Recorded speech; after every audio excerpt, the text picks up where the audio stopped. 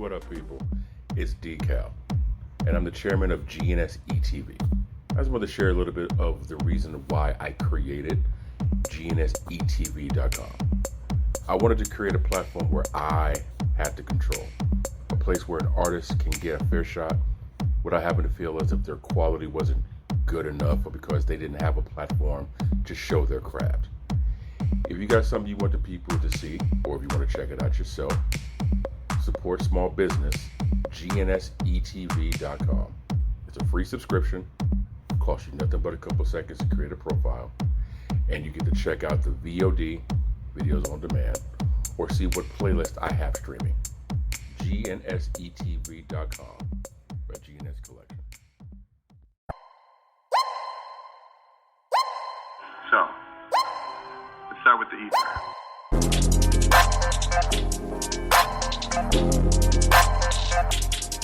You're listening to the E.I.T.H.R podcast with DCal.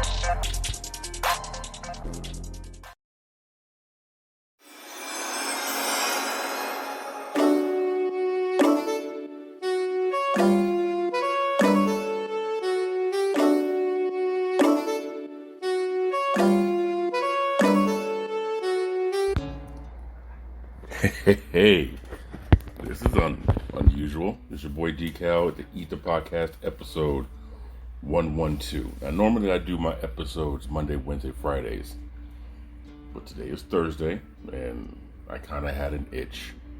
So we're going to scratch it and do this random episode on a quote-unquote off day. So, anywho, let's go ahead and get this thing started by welcoming the new people who are listening to the podcast, and welcome back the existing listeners and people who participate in the past. The E.I.T.H.R podcast, the elephant in the room, where we kind of talk about topics and subjects and things that are usually difficult that you can't have within your circle of people because they're short-sighted, one-sided, nearsighted, or they just don't want to see any other perspective. So this is kind of more of a devil's advocate, where even if you don't agree with what we talk about, at least you'll be more informed with what the topic is at hand. So, social media, you can follow on Instagram and Twitter. It's the same handle at the E.I.T.H.R, T-H-E, E-I-T-H.R. You can also follow our parent company, or follow us on TikTok under the parent company, which is the GNS Inc. THEGNSINC. If you want to get a hold of me, you can text 916-282-9372. That's the number for the podcast. You can text message anything that you would like for me to bring up on the subject. I can give you guys a shout out, or if you want, I can keep it anonymous. No big deal. And you can find this podcast on apps, obviously, like E.I.T.H.R, Spotify. But if you want to chat with me, you can also download the Spreaker app, Spreaker. Fill out a profile and go on from there. So we like to do a thing called shout outs, and we do inspirational and motivational. So what I want to do is give a shout out to my peoples. Nicole in North Highlands. She is in the process of creating her own alcohol-infused snacks and foods. So we're kind of brainstorming some things on making that a reality. So I want to give a shout out to her, because she's, she feels that she's ready for the next step in life, which is to own her own shit. Single mom, blah, blah, blah, blah, blah. Kudos to her, big ups to her. So we're going to see what we can do to make happen on that. So also what we do is this inspiration and motivation, like I said, where we kind of like to start the thing off giving some good vibes out to the people. So this is a post that I put on my social media. Real progress starts the moment you want to stop. God damn, that's true. It's the fear of wanting to stop something, and the fear of what if this doesn't work. And listen, man, it's only when your tank is empty is when you truly realize how much gas you got. Right? For those who are literal, that's a metaphor. Sharp people would understand it. Everybody else is going to get mad about it.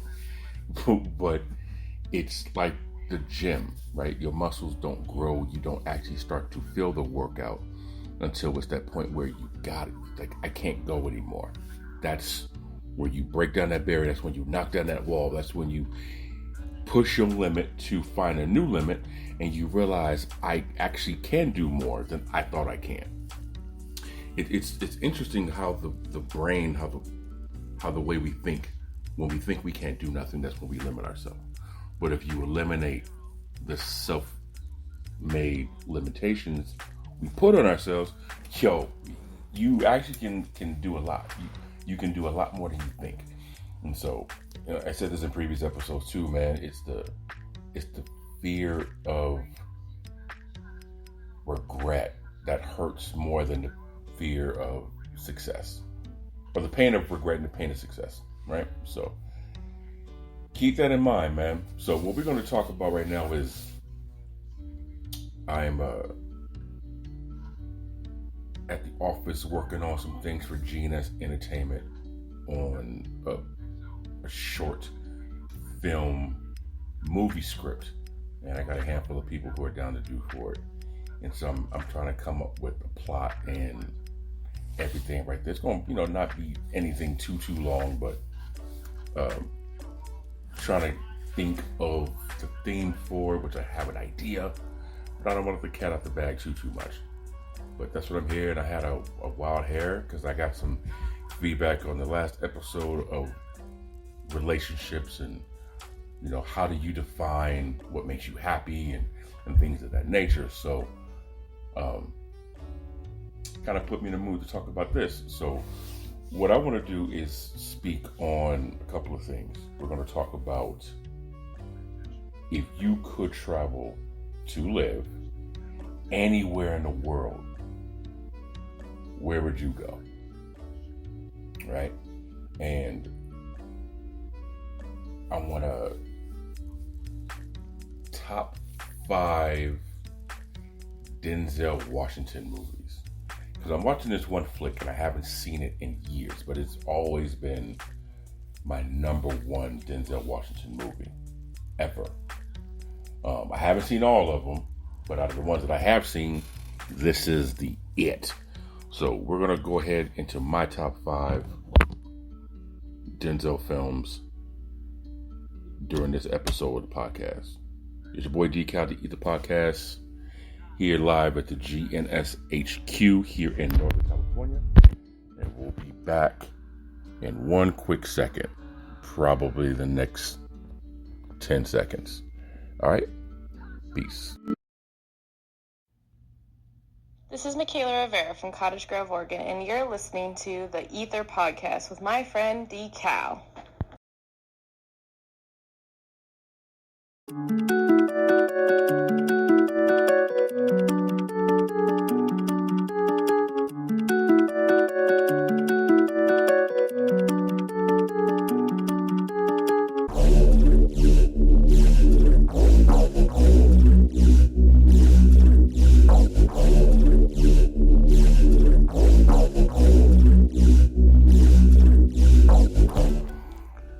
All right, so if you could live anywhere in the world, where would you be?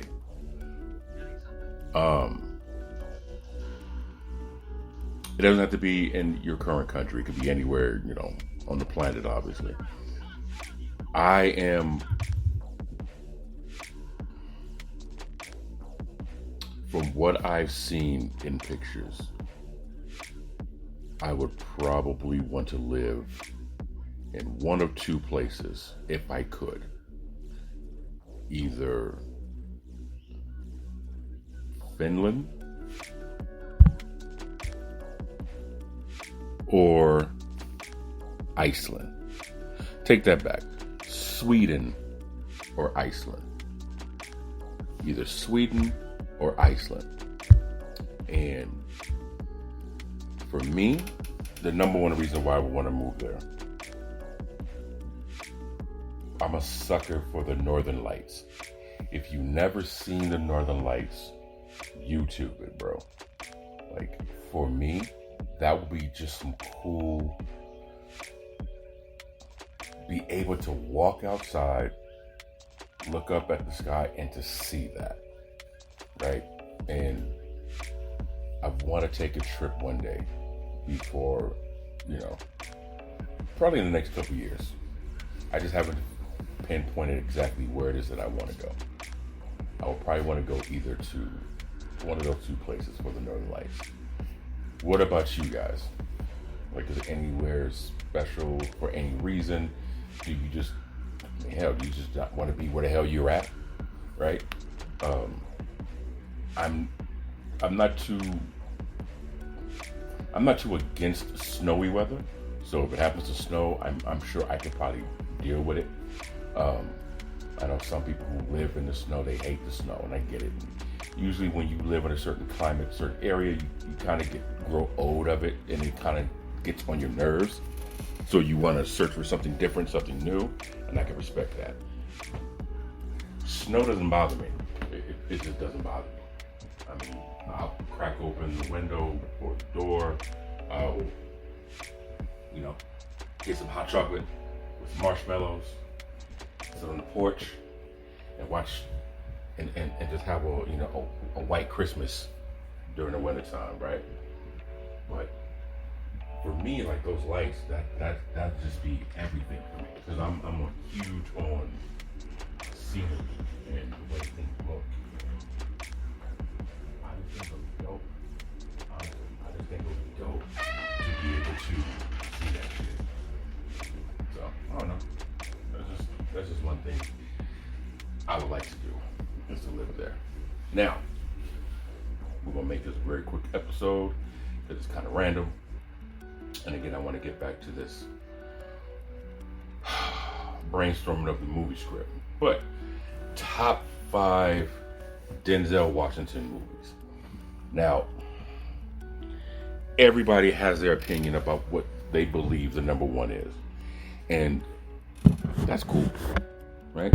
I put this on my social media, and my homegirl responded back to it. And so I'm going to do this. I'm going to go kind of like in reverse, if you will. Ooh, excuse me. So my number 5,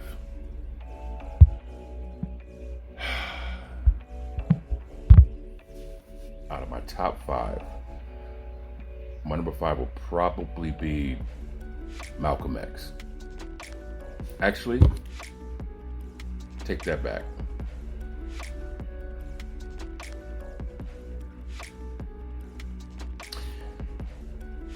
It'll be Remember the Titans. That would probably be my 5th favorite Denzel Washington movie, Remember the Titans. And everyone remembers when he was Coach Boone with the high school kids, the football and under pressure and all that fun stuff. That was a very solid film. And I think he did a really good job portraying the coach. And it wasn't too dramatic, but at the same time, it wasn't too boring. You know what I'm saying? Like, I know a lot of people, like, when they see Denzel Washington movies, I think Denzel Washington movies are like, this big old action-packed, shoot 'em up type things. But it was kind of cool, to see him as a coach and portray that. So I think that's my top 5 for Denzel Washington. Number 4, Bone Collector. That one was actually pretty dope. It was, I think I liked that one the most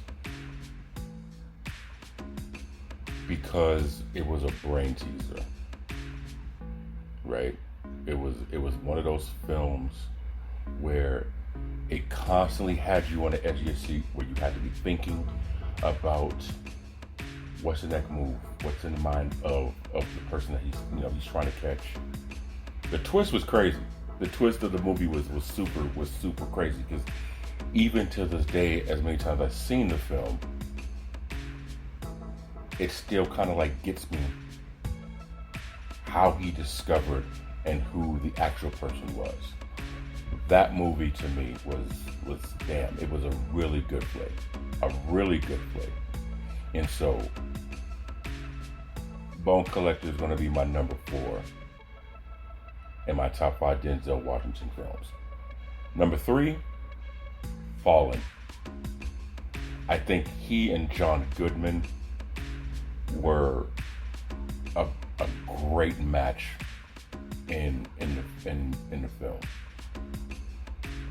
along with Mr. Sutherland as like their chief guy or whatever. That movie was really good. Came out like in 1997, and so it was again, it was a suspenseful movie. Kind of makes you think, and I like movies that make you think. I like movies that are kind of like puzzle-esque.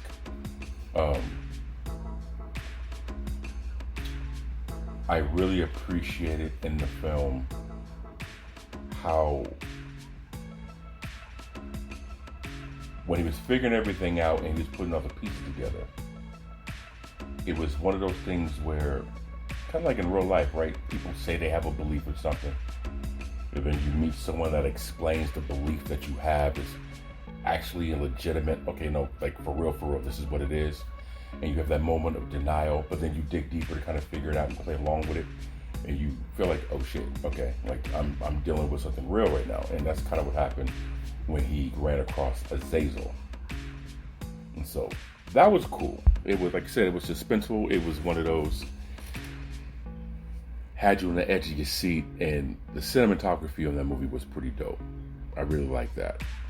Now, my number 2, which is usually everybody else's number 1 film. And I think this film is the film where most people know of him from. And that film is Training Day. Training Day is my number 2 Denzel Washington movie. And he played the hell out that part. There are so many parts in that film where you can kind of tell that I don't want to say pieces of that character was really in him, but I guess in order to be an actor, you gotta have pieces of the character, or you gotta find pieces of the character. But he really portrayed like how some cops are, especially the crooked ones, where you have like this authoritative power over everything, and you're kind of Mr. Untouchable, and no one can do anything to you. And it was pretty dope, man, to watch him and Hoyt in Training. And I will say this, if you pay attention, Training Day was the antithesis of Ricochet. If you see the like the extended scenes or deleted scenes of Training Day, him and Hoyt are having like coffee or lunch or whatever outside of Monte Carlo, like in downtown Los Angeles. And he pulls out a picture of his rookie year, and it's the picture of him from Ricochet. If you guys never seen Ricochet, go check Ricochet out, because it's Ice-T, Denzel, quite a few people up in that movie. And it's a really good movie too. Ricochet is a really good movie. It came out like in the late 80s. But, he kind of gave you the perspective of how not all, but how some police officers can abuse their power. And ultimately it shows you where it can get you one way or another. But that movie was dope. It was a really good film, and it's definitely a film that I can put on repeat all day.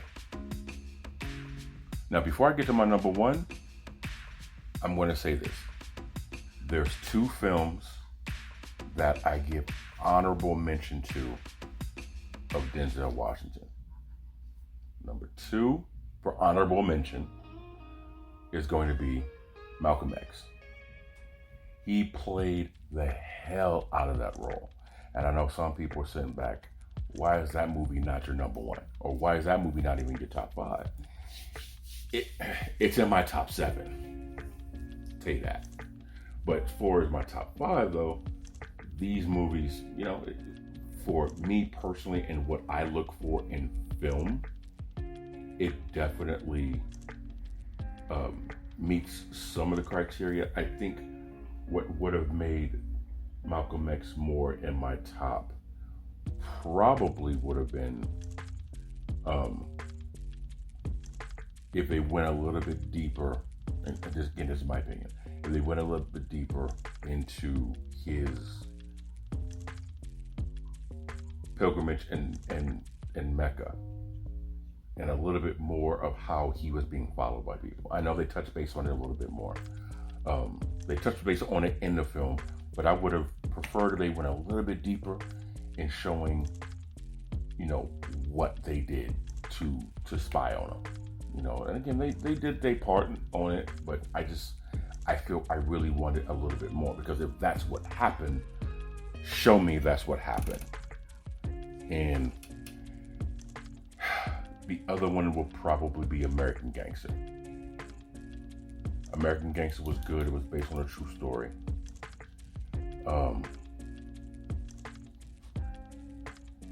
The only thing about American Gangster, it kind of reminds me of every other Kingpin in there, or any Kingpin period. I never understood, like, when you make that kind of money, like, why don't you cut ties? Just stop, right? You made it, but I get it. Get greed and all this other fun stuff. What I do appreciate about the film is the truthfulness on how how he was transporting drugs into the country. Like, that was mad crazy. And I remember hearing stories that my mother was telling me, that my late brother was telling her about what he witnessed in the military, and how he escaped, I won't say escaped, but how he joined the military ultimately to get away from what was going on in Oakland. And according to what my mother told me, he was like, it was in the military too. So it was almost like I couldn't escape it. So that part kind of resonated with me, because it was like, damn, my brother said the same thing. Now, he wasn't flying bricks and packages or nothing like that, but it was in front of him. So it kind of made him think, if I can't escape it, I might as well make money from it, right? In a nutshell, that's kind of the story that I was told. So the realization of how it's, even if they try to hide it, it's right there. So I kind of appreciated that part. On top of that, I think it sets, if you take the illegal part out of the equation, you took someone who had nothing and you built an empire from it. So when people sit back and say that, they can't make money doing this, that, and the other, I'm like, you can take any product that you have, any service that you want to offer, and if you just associate it with a world that you are more familiar with, you can build something. And everyone has different speeds to it. So for me, honorable mention, American Gangster. I think that movie is a really good film. It's definitely something that is in rotation of my Denzel Washington movies. If it's on, I'm watching it. So, top 5, Remember the Titans, Bone Collector, Fallen, Training Day. Honorable mentions, we talked about American Gangster and Malcolm X. Now, my number 1 favorite Denzel Washington movie, Crimson Tide. And the reason why I love this film so much is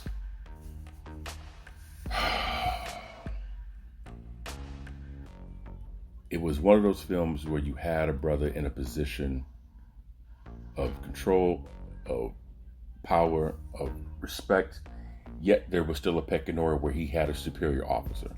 And he followed everything by the book. Now, there was some controversy in the film. If you've seen the film, you know what I'm talking about. Where, he and the captain, Gene Hackman, had a disagreement. And some things went sideways and some stuff happened and one thing led to another and the movie starts to take off. But there's a lot in the film where it's a conundrum that I think would happen in any situation where there's a break in communication and nobody knows what to do. Okay, well, let's carry out what we've been doing. Okay, but hold up. What if the orders change? And I know we all have this situation like at our jobs, right? Where you're given a responsibility, but then you're waiting, but there's a chance that things may have changed. Like something may have been corrected or something may have been edited, right? And you don't really know what to do. Do you carry out what you've been told or do you wait for clarification? But you're kind of on this schedule. Something may happen if you don't do nothing. But then at the same time, you could be responsible for creating a problem if you do something. What do you do? Also come to find out in the scene, this is how good of an actor Denzel is. And how brilliant of an actor Gene Hackman is, or was, because he stopped acting like for 20 years. In the scene in Crimson Tide where they have that disagreement, and it's towards the end of the movie where they're squaring off in the con, right, in the communications room. And Hackman's like, give me the keys. And Denzel looks at him, and Denzel puts the keys around his neck on the lanyard and looks at him. And Gene Hackman, whop, slaps him. And he's like, give me the fucking keys. Whop, slaps him again. And Denzel starts to bleed. And you look and you see his face like he's ready to fire on him. He wipes his cheek. He doesn't give him the keys. What I found out about that scene, that was not in the script. That was not part of the script. The slap was random. It was improv. It was just something that Gene Hackman thought, felt, and did. Spare the moment, right on the spot. And Denzel didn't break character. Neither slap was in the script. I think if Gene would have hit him a third time, it would have been a fight on that set.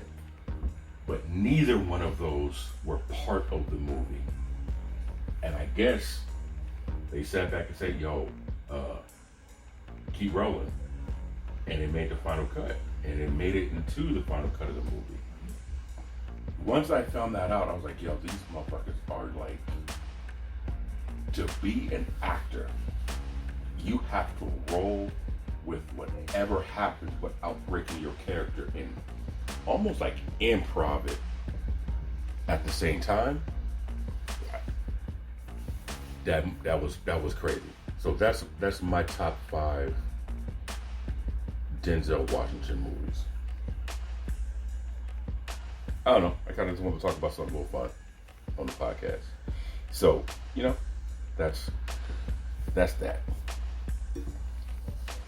So, anywho, I'm going to go ahead and end this episode. I just wanted to share that with y'all real quick. It's your boy D-Cal, the E.I.T.H.R podcast. Follow us on social media, Instagram, Twitter, E.I.T.H.R. You can also follow us on TikTok at the GNS Inc. Free subscription to GNSETV.com. Appreciate that if you guys do that. And we're going to probably be back tomorrow with a more in-depth episode of some stuff that I wanted to finish that I couldn't do yesterday. Had some conversations early today with some people, and so that's what I was waiting for, but this Crimson Tide thing kind of made me want to go ahead and do a top 5 with this real quick. So that's what we're going to do. It's your boy D-Cal, and I'm holla back. Good.